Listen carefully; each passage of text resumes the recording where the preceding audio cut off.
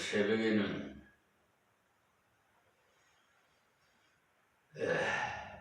간밤에 일어났던 비상사태 계엄령으로 윤석열 대통령이 어제 12월 3일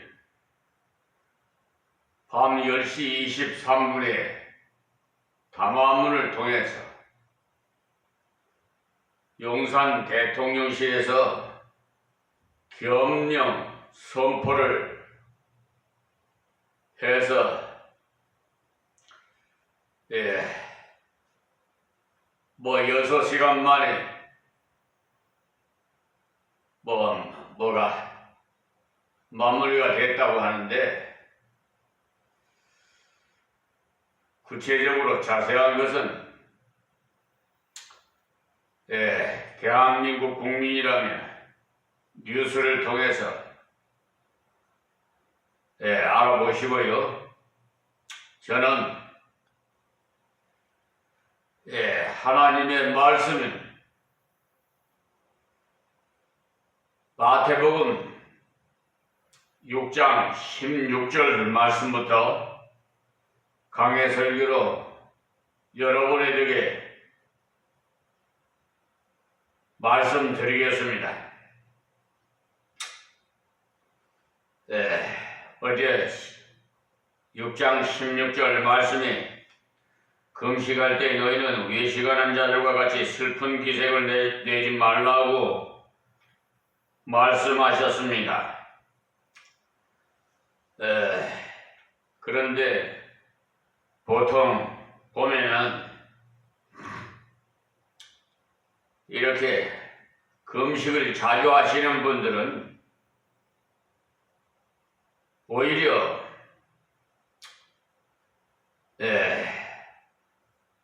자신을 그러니까 자신을 건강을 해치는 그런 행위로서 오히려 하나님께 영광이 되지 못하고 많은 이방인들로부터 조련거리가 될 수밖에 없어요. 그러니까 우리는 성경적으로 금식도 해야 합니다.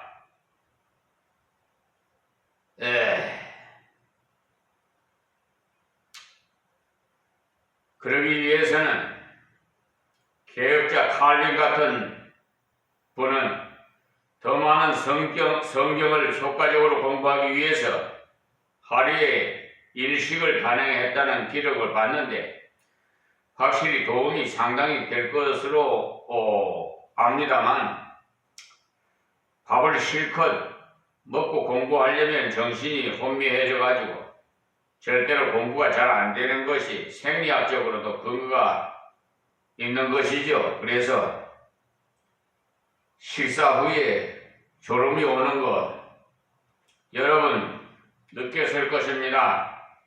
그러니까 우리가 내 육신에 먹고 싶은 욕망을 쳐서 복종시켜서 하나님의 뜻에 굴복하고자 하는 그런 마음에서 금식의 필요성이 있는 것이죠. 그러므로 우리가 진정 순종의 길로 가지 않겠다면 금식이 아주 소용이 없어요.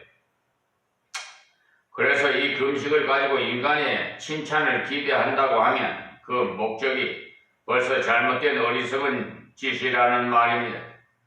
이 말씀이 여기에 신약에만 나오는 것이 아니고 벌써 구약에서도 올바른 금식에 관한 언급이 나오고 있는 것을 볼 수가 있습니다.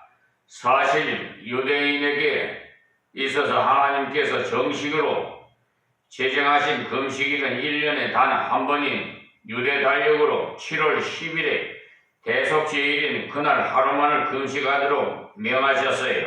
레위기 16장 11절에서 29절의 말씀을 참고하십시오. 그런데 인간들이 만들어서 금식을 미신적으로 지키는 풍습이 생겼는데, 그게 바로 유대인의 4월의 금식, 5월의 금식, 그리고 7월의 금식, 이렇게 많은 날을 금식일로 지키게 된 것입니다. 그래서 이사야 선지자는 마음속에 자기 죄에 대한 진정한 슬픔과 회개도 없는 불길한 생각을 그대로 가지고 외행적으로 표만 내서 가장하는 태도로 금식을 하는 것으로 하나님을 만족하게 해드렸다고 생각하는 유대인들의 위선과 방종을 통렬히 공격함으로써 위선적인 금식에 가정된 것을 폭로함과 동시에 올바른 금식에 대해서 바르게 가르쳐주고 있습니다. 이사야 58장 3절부터 보면은요, 이 금식이, 그러니까 이르기를 우리가 금식하되 주께서 보지 아니하시면 어찌미오며 우리가 마음을 괴롭게 하되 주께서 알아주지 아니하시면 어찌미니까 하느니라 그랬어요. 이때 유대인들이 잘못된 금식을 잔뜩 하고는 하나님께서 왜 금식 기도를 듣지 않는지 모르겠다는 말을 했는데, 지금도 그런 말을 하는 사람 있어요. 바로 내가 금식을 그렇게 많이 했는데도 하나님께서 나를 돌아보지 않는 이유를 모르겠다고 투덜대는 겁니다. 그러냐, 하나님 앞에서 진정한 금식의 목적과 방법을 떠나서 유행적인 금식의 공로만을 주장함으로써 하나님께서 듣지 않으신다는 말씀이에요. 보라, 너희가 금식하는 날에 오락을 찾아 얻으려 온 가지를 시키는도다. 이렇게 하셨는데 무슨 말인가 하면 금식을 하고 있지만 하나님의 뜻에 대한 순종은 없다는 말씀입니다. 금욕에 가미를 쓰고 식물을 끊고 있으나 실상은 하나님께 집중해서 기도하지 않고 딴짓들을 하고 앉았다는 말이에요. 그러니까 금식으로 인한 배고픔을 잊기 위해서 오락을 하는 이것은 곧 금식자에게 목적이 된 예인인 것입니다. 우리가 금식에 있어서 목적이 금식이 되면 안 돼요. 이 목적의 달성을 위해서 금식하는 것은 잘못된 거예요. 그러므로 금식이 목적이 되면 안 되고 철야가 목적이 되면 안 돼요. 내가 24시간 하루를 자지 않고 견뎌냈다고 하는 이것이 무슨 가치가 있겠습니까? 밤은 수면과 휴식을 위해서 존재하는데 밤에 잠을 자지 않는다는 그것이 무슨 유익이 있느냐는 말입니다. 여기 유대인들이 바로 이런 식으로 금식을 행했기 때문에 문제가 된 것입니다. 그러니까 온갖 일을 시키는도다. 바로 자기 집안 사람의 그러니까 애를 먹이고 자기 소아에 있는 사람에게 짜증을 부리고 화풀이를 한다는 거예요. 사실 금식은 바로 하면은 자기가 죽는 표가 나타나는데, 여기 이 사람들은 자기가 죽기는커녕 더 살아서 신경질을 부리는데, 실제로 금식과 철야를 잘못하면 신경이 예민해져서요, 가까이 있는 사람이 괴로움을 겪는 것을 볼 수가 있어요. 철야를 잘못하면 수면 부족으로 인해서 신경질이 나고 또 접촉하는 대상마다 귀찮게 여겨지는 것입니다. 그러니까 이 음식과 수면의 강제적인 절제 수단으로 금식하고 철야를 할 때 이러한 짜증스러운 현상에서 제외되는 사람은 우매자나 성자를 막론하고 없는 것입니다. 표현에 있어서 약간의 차이는 나더라도 거의 같은 것이, 그러니까 금식하고 앉아서 온 주위 사람을 괴롭히게 되니까 그 사람이 금식은 헛된 것이라는 말씀입니다. 그래서 사절에 이것이 어찌 너희 기뻐하는 금식이 되겠으며 이것이 어찌 사람이 그 마음을 괴롭게 하는 날이 되겠느냐. 그 머리를 갈대같이 숙이고 굵은 뼈와 죄를 펴는 것을 어찌 금식이라 하겠으며 여호와께 연락될 날이라 하겠느냐.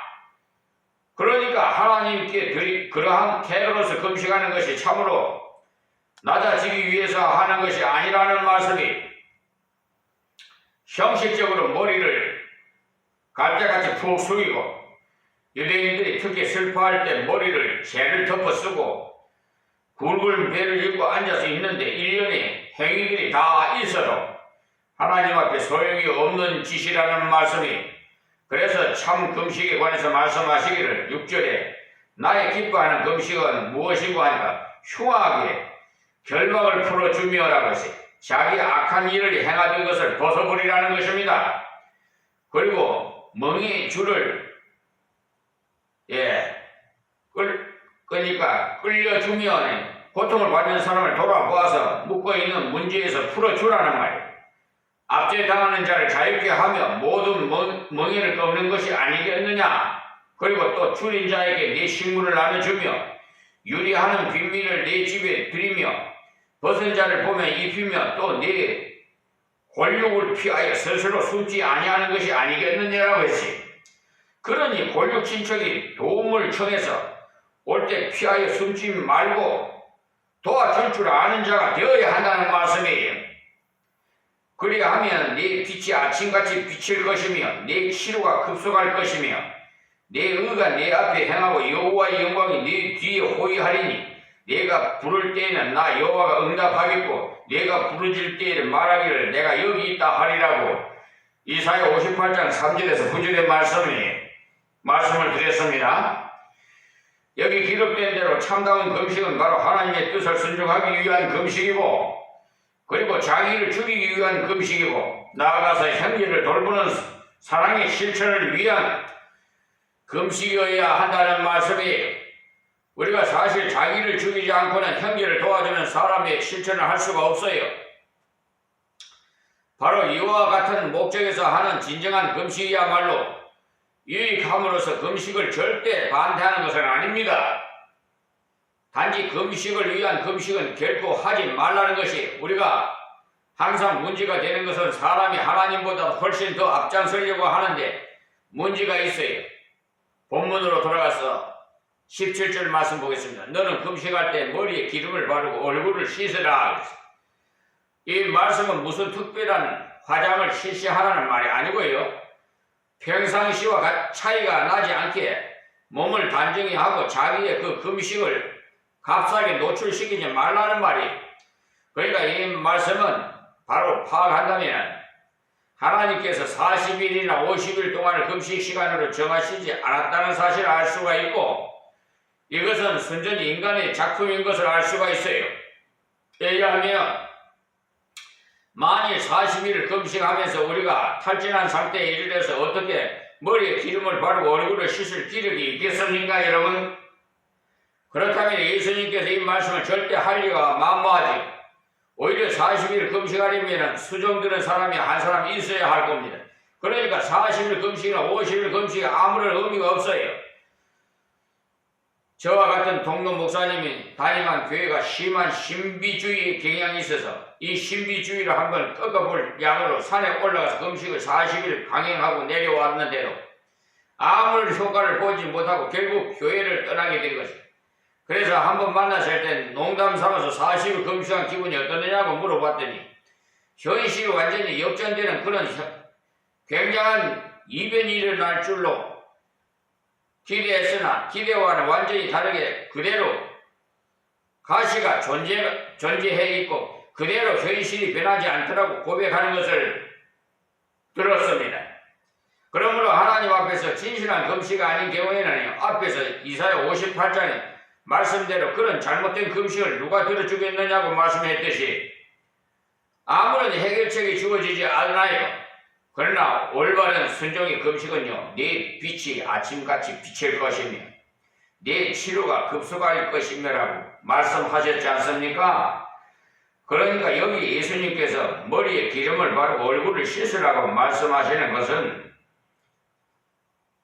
금식을 평상 생활을 할 수 있을 만큼의 그 기간 동안 해야 되는 것을 알 수가 있어요. 그러니까 이 금식 기간이 사람마다 일률적으로 똑같이 되지 않는다는 것을 알 수 있습니다. 어떤 사람은 체력이 좋아가지고 한 달 동안도 넉넉히 금식할 수가 있을 것이고, 또 어떤 사람은 3일을 하고 또 건강에 손상이 온다면 3일을 하고 즉시 중단해야 되는 것입니다. 그러니까 우리의 몸도 잘 보호하는 것이 하나님의 뜻이기 때문에 건강에 손상이 올 정도의 무리는 금물입니다. 자, 18절에요. 이는 금식하는 자로 사람에게 보이지 않고 오직 은밀한 중에 계신 네 아버지께 보이게 하려 함이라. 은밀한 중에 보시는 네 아버지께서 갚으시리라. 이 말씀은 하나님께서 자기를 쳐서 복종시키고 순종하고자 하는 그 귀한 마음을, 그러니까 하나님께서 받아주셔서 그 금식을 감당할 수 있는 힘도 주시고 능력도 주신다는 말씀이에요. 그러니까 정말 자기를 죽이면서 하나님께 매달려서 강구하기 위해서는 금식을 한다면은 그 금식의 위력은 대단한 것이 집중해서 기도하기 때문에 그런 것입니다. 그러므로 절대로 금식을 부정하게 아니라 무리하게 하지 않고 올바르게 사용해야 한다는 것을 말씀합니다. 그리고 하나님과 자기와의 관계에서 하나님만을 상대해서 금식하지 않고 사람을 의식해서 사람의 인정이나 동정을 기대함으로 하는 금식은 아무런 소용이 없습니다. 금식할 때 우리는 오히려 평상시와 같은 자연스러운 태도를 가지고 하나님 앞에서 철저하게 자기를 점검해야 하고 그리고 철두철미하게 순종의 길을 가기를 구해야 하는 것입니다. 다음 장이 7장에 가면요, 다른 어떤 이적을 행하기보다는 하나님의 뜻에 대한 순종을 다시 한번 강력하게 요구하는 말씀이 나오고 있습니다.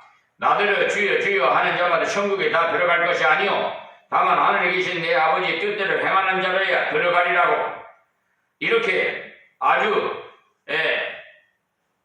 강하게 말씀하시면서 그날에 많은 사람이 나더러 이르되 주여 주여 우리가 주의 이름으로 선지자 노릇하며 주의 이름으로 귀신을 쫓아내며 주의 이름으로 많은 권능을 행치 아니하였나이까 하리니 그때 내가 저희에게 밝히 말하되 내가 너희를 도무지 알지 못하니 불법을 행하는 자들아 내게서 떠나가라 하리라. 마태복음 7장 21절에서 23절 말씀입니다. 여기 예수님께서 순종이 없는 자들을 향해서 폭탄 선언을 하고 계시는 거예요. 어제 10시 밤 10시 23분에 윤석열 대통령이 비상계엄령 선포하듯이 말이에요. 아무리 굉장한 이적을 행하고 귀신을 쫓아내며 하늘에서 불을 떨어뜨리는 큰 권능을 행함으로 사람들로부터 각광을 받던 사람이라도 하나님의 뜻대로 행하는 순종이 동반되지 않은 경우에는 예수님께서 가차없이 불법을 행하는 자의 주위에 처해져서 예수님의 의해서 내쫓기는 명령을 받게 된다는 것입니다. 여기 예수님께서 그들이 이적 행함에 대해서 내가 언제 이적을 행했느냐 그런 질문을 하지 않으셨어요. 왜냐하면 그 사람은 이적도 행하고 귀신도 쫓아냈던 사람이기 때문에 그런 말을 하지 않으시고 오직 이 불법을 행하는 자들아 내게서 떠나라고 하셨어요. 그러니까 그들은 불법을 행한 자라는 말이에요. 그런데 어젯밤 윤석열 대통령이 비상계엄령 선포한 밤 10시 23분에 계엄 선포한 것은 그 법리적으로 그러니까 정상적으로 원리에 맞게 비상계엄령을 선포했는가 그에 대한 것은 문제가 거론될 수가 있습니다. 그러니까 그거는 전문 분야에 계신 분들이 정치하시는 분들이 잘 알아서 할 겁니다. 이래 갈수록 탄핵이니 뭐 여러가지 거건이니 뭐 계속 하야해라 대목은 뭐 여러가지 갈수록 심해지고 있잖아요. 지금 오늘부터는 또 무슨 철도 파업을 하려니 하여튼 사회가 보통 혼란한 것이 아닙니다. 옛날에 어르신 말씀이 있어요. 미운 자식 또 하나 더 주라고. 어떻든 그 안에 잘못되어 있으면 그것을 시인하고 국회는 국민이 선택해서 뽑은 거 아니겠어요? 대통령도 역시 마찬가지고.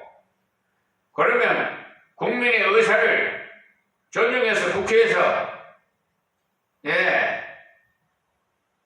법을 입법부에서 이렇게 제정을 하면은 그에 따라서 그 법에 의해서 뭐 질서 있게 이렇게 해야 되는데 지금 이 사법부에 지금 제가 14년 동안을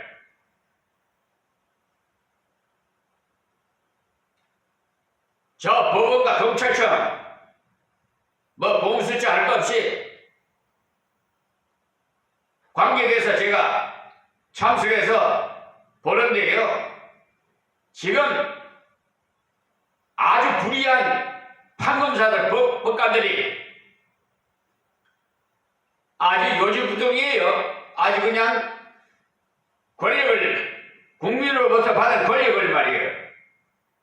국민을 위해서 봉사해야 되는데 헌법 103조를 위반하고 말이에요. 하여튼 세상 말로 인명은 제천이라는 말이 있잖아요. 하나님께서 그냥 두고 보지 않으실 겁니다. 뭔가 터져도 터지고 불상사가 이렇게 일어날 줄 알았어요. 주님이 오실 날이 가까워지고 있음을 아직도 깨닫지 못한 백성들이 있다는 것을 아십시오. 그러니까 불법을 행하는 자들아 내게서 떠나가라. 지금 말씀하시잖아요. 예수님께서. 그러니 이들은 불법을 행한 자라는 말이 다시 말씀드려서 하나님 말씀대로 하지 않고 다시 말해서 헌법과 법률에 의해서 하지 않고 자기 마음대로 해야겠다는 거예요. 이들이 불법을 행한 자들. 그러므로 순종이 없는 어떤 굉장한 권능을 행해도 하나님 앞에서는 모두가 소용이 없어요. 우리는 보통 권능이 나타났다고 하면 거기에 대해서 굉장한 반응을 보이고 두려워하지만 예수님은 그런 것에 대해서 전혀 요동하지 않으셔요. 그러나 그 사람이 귀신을 쫓아내는 능력을 행한 데 대해서는 결코 부정하지 않으시고 네가 언제 그런 일을 했느냐고 묻지도 않느냐 하고 너희 모든 행적을 인정한다. 그러나 내가 시키는 대로 하지 않고 네 마음대로 했으니까 너는 내게 속한 내 사람이 아니니까 떠나가라는 말이에요. 그러므로 우리가 어떤 사람이 굉장히 큰 권능을 행하더라도 그 사람이 생활을 볼 때 하나님의 말씀에 순종하는 삶이 없는 그런 사람은 아무 소용이 없는 것입니다. 그러니까 이 금식 자체도 그와 같은 원리에서 행해져야만 된다는 것입니다. 그리고 이제 16절에서 34절의 여점에 대해서 두 번째로 보물을 하늘에 쌓아 두라는 말씀이 19절에서 24절에 있습니다. 19절에 보면 너희를 위하여 보물을 땅에 쌓아 두지 말라. 여기에 돈이란 말을 쓰지 않고 보물이란 말을 쓴 것은 곧 귀하게 여기는 것을 통틀어서 말하고 있는 것입니다. 그러니까 돈이나 재능 그리고 직위도 이 보물에 다 포함이 되는 것을 알 수가 있어요.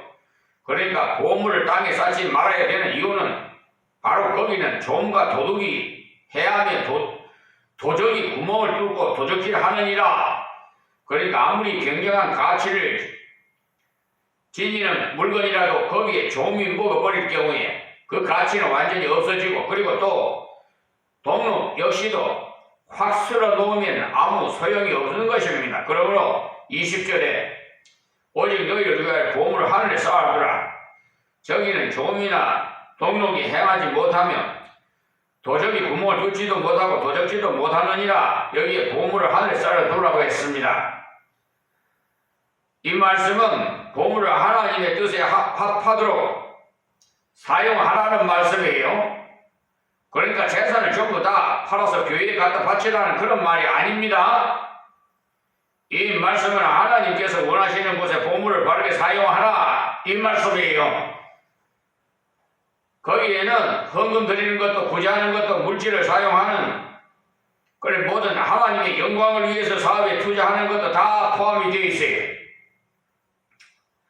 흔히 우리는 헌금을 드리거나 성가대를 봉사하거나 뭐 하는 교회라는 한정된 그 영역에서 주로 하는 일만 주의 일이라고 생각하기 쉬운데 그게 바로 잘못된 계산이에요.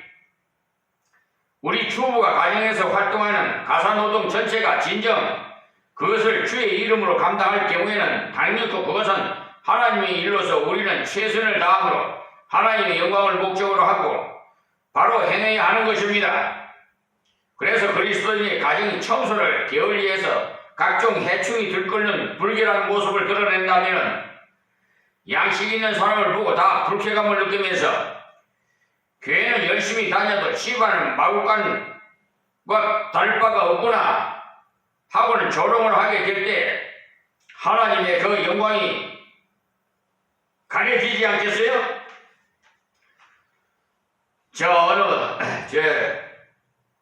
가정에 예를 들어서 가정에 있었던 일을 제가 말씀드리겠습니다. 예가 아니고요. 실질적이에요.